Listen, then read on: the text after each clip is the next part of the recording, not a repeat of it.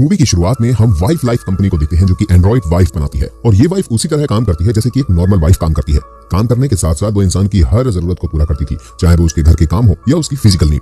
और यदि कोई इंसान उस एंड्रॉइड वाइफ के अंदर अपनी मरी हुई बीवी की कुछ यादें या कुछ मेमोरीज डालना चाहता है तो वो उस कंपनी से उस एंड्रॉइड वाइफ के अंदर वो सब चीजें भी इंसर्ट करा देते हैं। तो ये कंपनी उस एंड्रॉइड वाइफ के अंदर भी ये सब चीजें इंसर्ट कर देती है। ये इतनी हद तक रियल लगने लग जाती है कि कुछ ऑर्गेनाइजेशन का मानना तो ये था कि इन लोगों को आजाद करके इन्हें भी एक नॉर्मल इंसान की तरह अधिकार दे दिए जाएं, जिनमें से एक ऑर्गेनाइजेशन का नाम स्केयर था। वो इन एंड्रॉइड वाइफ को आजाद कराना चाहती थी। दूसरी तरफ वाइफ लाइफ कंपनी ने भी कुछ एजेंट्स को हायर किया हुआ था जो कि इन आजाद एंड्रॉइड वाइफ को वापस उसी कंपनी में लाते थे, जिसमें हम विलियम को देखते हैं जो कि इस कंपनी में एक बहुत अच्छा एजेंट माना जाता है। विलियम अपने काम में बेहद अच्छा था, इसलिए वाइफ लाइफ कंपनी का मालिक मेरियन उससे कहता है कि तुम्हें अपनी वाइफ की चिंता करने की कोई जरूरत नहीं है, हम तुम्हारी मरी हुई वाइफ की मेमोरीज को एक एंड्रॉइड वाइफ में डाल रहे हैं। तभी मेरियन उसे एक एंड्रॉइड वाइफ जिसका नाम मेरेडिथ था उससे मिलवाता है, जो बिल्कुल विलियम की मरी हुई वाइफ की तरह दिखती थी। विलियम उसे घर पर लेकर जाता है और उसे अपनी बीवी के कपड़े पहनाकर एक्टिवेट कर देता है। जैसे ही मेरेडिथ एक्टिवेट होती है तो वो खुद को मेरेडिथ कहती है, ना कि मैं। और ये देखने के बाद विलियम को समझ में आ जाता है कि उसे अपनी वाइफ के अंदर काफी चेंजेस करने की जरूरत है, इसलिए विलियम उसे अपनी वाइफ की तरह चलना, बोलना, सांस लेना सिखाता है। अब रात हो जाती है। विलियम इंटीमेसी की सारी तैयारी करने के बाद मेरेडिथ को बुलाता है। जैसे ही मेरेडिथ उसके पास जाती है तो विलियम को उसके साथ इंटीमेट होने में अजीब सा महसूस होने लगता है, जिसे वो एंड्रॉइड वाइफ समझ जाती है और वो इस सिचुएशन को बहुत अच्छी तरह से संभालती है और उसके साथ एक अच्छा टाइम बिताती है। साथ ही विलियम चाहता था कि मेरेडिथ उसके साथ पूरी रात गुजारे, लेकिन वो ऐसा नहीं कर सकती थी क्योंकि उसे रात में खुद को चार्ज करना होता है। अब मेरेडिथ खुद को चार्ज करने के लिए चार्जिंग रूम में जाती है। वहां पर उसे विलियम की मरी हुई वाइफ का हेयर ब्रश मिलता है और साथ ही एक डायरी मिलती है। तभी मेरेडिथ की नजर उस खिड़की के बाहर एक पेड़ पर जाती है जहां उसे काफी कुछ अजीब सा दिखाई दे रहा होता है, लेकिन वो उसे इग्नोर करके खुद को चार्ज करने पर लगा देती है। अब अगले दिन सुबह होती है तो मेरेडिथ किचन में कुछ काम कर रही थी। तभी टीवी पर एक न्यूज आ रही थी जिसमें स्केयर ऑर्गेनाइजेशन इन एंड्रॉइड वाइफ को आजाद कराने के लिए कहती है, जिस पर वो एंड्रॉइड वाइफ विलियम से पूछती है कि तुम क्या काम करते हो। विलियम मेरेडिथ से झूठ बोल देता है कि वो एक एजेंट है और वो लोगों की जान बचाने का काम करता है। और इसके बाद विलियम ऑफिस के लिए निकल जाता है। अब घर में अकेली मेरेडिथ रह जाती है। वो मेरेडिथ के पुराने कपड़ों को और मेकअप को लगाकर देख रही होती है।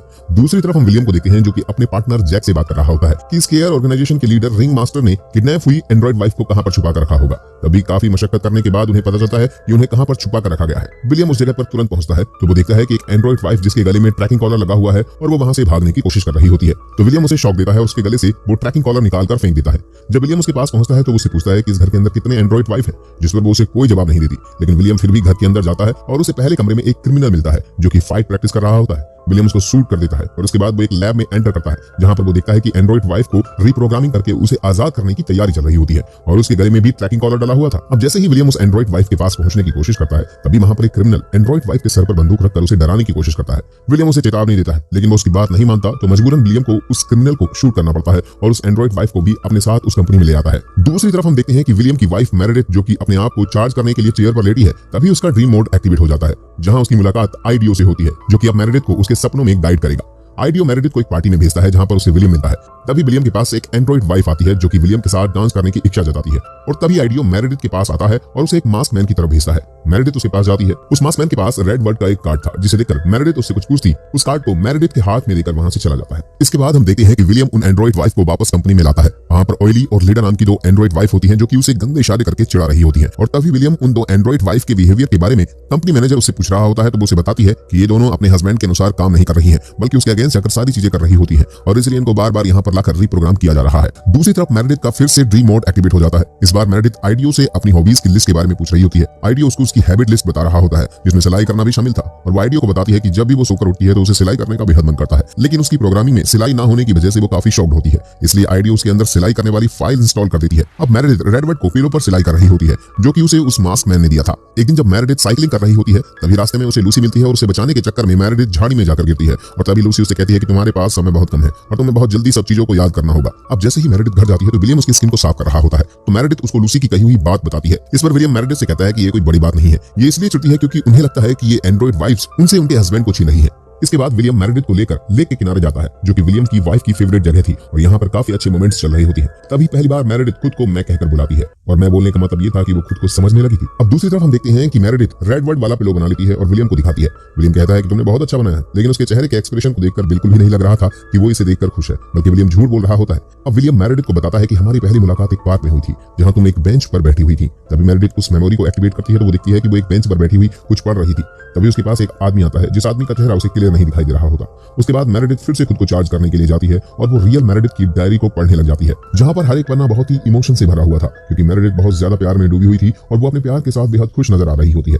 उसे पढ़ने के बाद एंड्रॉइड मेरेडिथ काफी इमोशनल हो जाती है और वो सेल्फ रियलाइजेशन मोड को एक्टिवेट करती है, लेकिन वो मोड एक्टिवेट नहीं होता, इसलिए वो ड्रीम मोड को एक्टिवेट करती है। उसको फिर से आइडियो मिलता है और आइडियो ये जानकर काफी परेशान होता है कि उसकी काफी सारी फाइल्स को ब्लॉक कर दिया गया है। अब आइडियो मेरेडिथ को काफी सारी फाइल दिखा रहा होता है और उसे रैंडम मेमोरीज को चूज करने के लिए कहता है, जिसमें वो एक मेमोरी को चुनती है, जिसमें वो एक सीन को देखती है जहां पर वो एक पार्क में बैठी कुछ पढ़ रही थी और उसके पास उसका प्रेमी आता है और जैसे ही उस आदमी का चेहरा देखने वाली होती है तो वहां पर विलियम का फेस नहीं होता बल्कि एक मास्क मैन होता है, जो कि मेरेडिथ को पकड़कर कहता है कि सब कुछ यहीं से शुरू हुआ था। और तभी मेरेडिथ अपनी ड्रीम से बाहर आ जाती है तो विलियम को अपने पास देखती है, जो उससे कहता है कि शायद तुमने कोई बुरा सपना देखा है। इसके बाद ये दोनों सोने के लिए जाते हैं। तभी हम देखते हैं कि विलियम चुपके से उस तकिए को डस्टबिन में फेंक कर आता है जिस पर मेरेडिथ ने रेडबर्ड बनाया था, जो कि उस रियल मेरेडिथ की डायरी और उसकी कुछ वीडियोस भी देख रही होती है, जिसमें वो एक टेंट में अपने लवर के साथ बेहद खुश दिखाई दे रही होती है। विलियम को फिर से कंपनी के द्वारा कुछ काम दिया जाता है, जिसमें उसे एक एंड्रॉइड को वापस लाने का टास्क दिया जाता है। वो उस बिल्डिंग में जाता है जहां पर एंड्रॉइड वाइफ थी, जो कि रिसेप्शनिस्ट का काम कर रही होती है और इंसानों के साथ जीने के लिए उसने खुद को और चेहरे को काफी हद तक बदल लिया था। विलियम उसके पास पहुंचता है और उसे कहता है कि तुम्हें यहाँ कौन लेकर आया है, जिसमें वो एंड्रॉइड उसे बताती है कि यहाँ मुझे कोई नहीं लेकर आया, बल्कि वो खुद उस कंपनी से भागी थी। लेकिन विलियम को उसकी बातों पर विश्वास नहीं हो रहा होता है और उस एंड्रॉइड को खुद के साथ चलने के लिए बोलता है, लेकिन एंड्रॉइड विलियम से कह देती है कि तुम्हारे साथ चलने से बेहतर है मैं मरना पसंद करूंगी, और वो खिड़की से कूदकर अपनी जान दे देती है।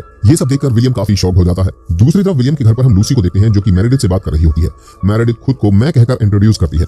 लूसी को काफी अच्छा लगता है। लूसी मेरेडिथ से कहती है कि तुम्हें जो भी विलियम ने स्केयर ऑर्गेनाइजेशन के बारे में बताया है वो बिल्कुल झूठ है, और लूसी जानती थी कि मेरेडिथ उसकी हर बात को रिकॉर्ड कर रही है और वो सारी बातें विलियम को जरूर दिखाएगी, इसलिए वो विलियम के लिए एक मैसेज छोड़कर जाती है कि तुमसे कैनी मिलना चाहता है, और इतना कहते ही लूसी वहां से चली जाती है। विलियम उस सुसाइड की हुई एंड्रॉइड वाइफ को कंपनी में वापस लाता है, क्योंकि उसका यही काम था, लेकिन वो ये सोचकर परेशान था कि आखिर उसने सुसाइड क्यों किया। दूसरी तरफ वाइफ लाइफ कंपनी के बाहर स्क्रीन पर एंड्रॉइड बेबीज को दिखाया जा रहा होता है और ये कहा जाता है कि ये बच्चे कभी भी बड़े नहीं होंगे, और ये देखकर विलियम काफी परेशान हो जाता है और वो उस कंपनी के मालिक मैरियन के पास जाता है और उससे पूछता है कि इन एंड्रॉइड वाइफ के इस बिहेवियर के पीछे क्या कारण है और ये एंड्रॉइड वाइफ क्यों सुसाइड कर रही है। मैरियन इस बात को बदलते हुए कहता है कि शायद कोई टेक्निकल इशू है, इसी वजह से इन एंड्रॉइड ने ऐसा किया होगा, और सब एंड्रॉइड के साथ ऐसा नहीं होता। इसके बाद हम फिर से एंड्रॉइड मेरेडिथ को रियल मेरेडिथ की डायरी पढ़ते हुए देखते हैं, जिसमें उसके इमोशनल और लविंग मोमेंट्स के बारे में लिखा होता है, जिसमें रियल मेरेडिथ लिखती है कि वो अपने लवर के साथ भाग जाना चाहती है, और इसके बाद वो फिर से तकिए पर वही रेडबर्ड बना रही होती है। जब विलियम घर पर पहुंचता है और मेरेडिथ को सिलाई करते हुए देखता है तो वो काफी गुस्सा हो जाता है।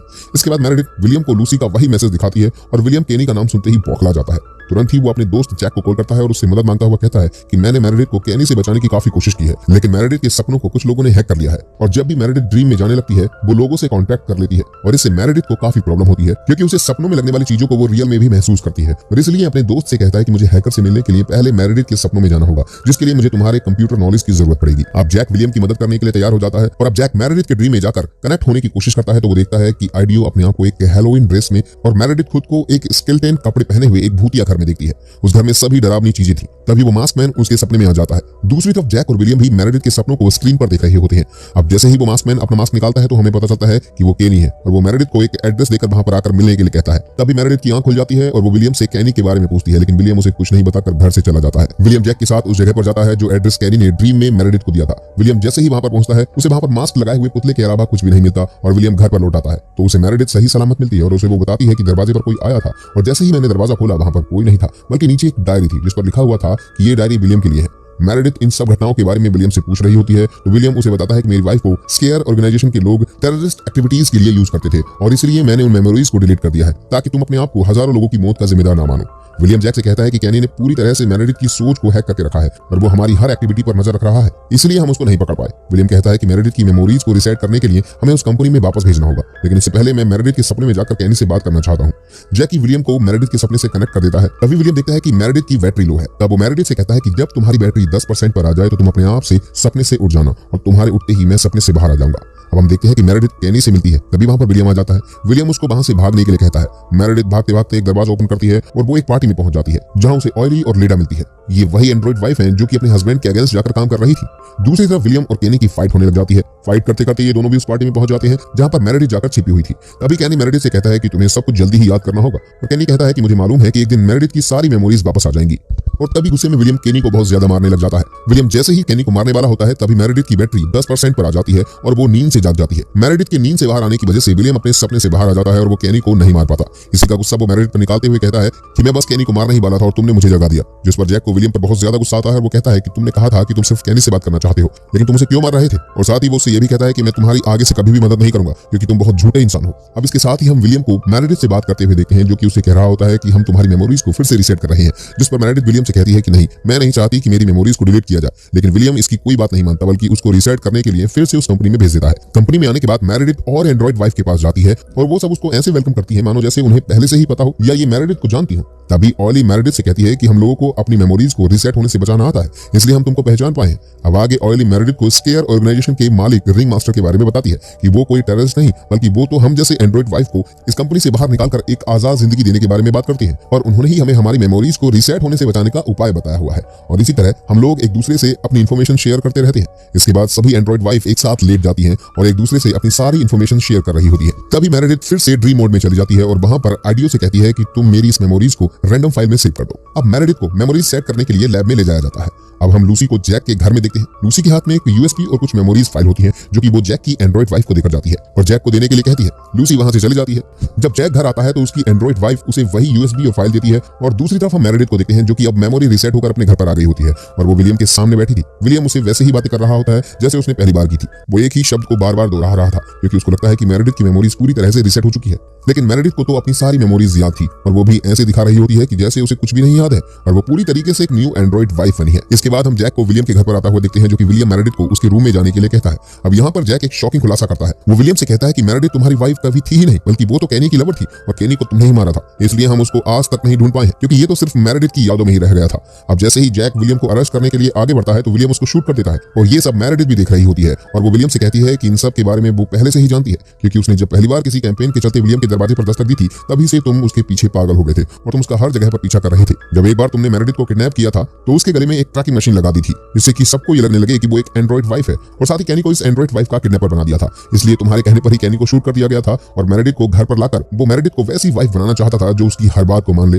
और उसे बहुत प्यार करे। लेकिन मेरेडिथ हमेशा विलियम के अपोजिट करती थी, इसलिए एक दिन गुस्से में रेडवुड वाले पिलो से वो मेरेडिथ के मुंह को दबाकर उसे जान से मार देता है और उसके हाथ में एक रिंग डाल देता है ताकि सब लोगों को लगे कि मेरेडिथ विलियम की वाइफ थी और उसके बाद वो एक ऐसी एंड्रॉइड वाइफ बनवाता है जैसा कि वो रियल में मेरेडिथ को देखना चाहता था। ये सब जानने के बाद भी विलियम काफी डर जाता है कि तुम इन सब बातों के बारे में कैसे जानती हो। फिर विलियम उससे कहता है कि मैंने तो तुम्हें एक बहुत ही अच्छी लाइफ दी है जिससे कि तुम कभी भी बीमार नहीं पड़ोगी और कभी भी बूढ़ी भी नहीं होगी और मेरा अनकंडीशनल लव भी हमेशा तुम्हें मिलेगा। जिसे सुनकर एंड्रॉइड वाइफ को इस बात से कोई फर्क नहीं पड़ता। वो अपनी एनर्जी को फुल करती है और विलियम को उठाकर नीचे पटक देती है और साथ ही वो इतनी जोर से उसके ऊपर बैठती है कि विलियम का पेनिस टूट जाता है और साथ ही वो विलियम के दोनों हाथों को तोड़ने के बाद वो पुरानी मेमोरीज में जाती है और उसी बनाए हुए बर्ड वाले पिलो से उसके मुंह को दबाकर मार देती है और साथ ही अपनी रिंग को निकालकर उसके ऊपर रख देती है और वो अपनी बहन के स्केयर ऑर्गेनाइजेशन को ज्वाइन कर लेती है और आजाद एंड्रॉइड वाइफ को कहती है कि अब हमारी मेमोरीज को कभी भी रीसेट नहीं किया जाएगा। दूसरी तरफ हम वाइफ लाइफ कंपनी के ओनर मैरियन को देखते हैं जो कि अपने प्यारे एजेंट के मर जाने के लिए दुख प्रकट करता है और उसी का एक एंड्रॉइड बनाया हुआ होता है जो कि स्क्रीन पर आकर कहता है कि तैयार हो जाओ। जिसे सुनकर मेरेडिथ गुस्से में कहती है कि हम तैयार हैं और इसी तरह मूवी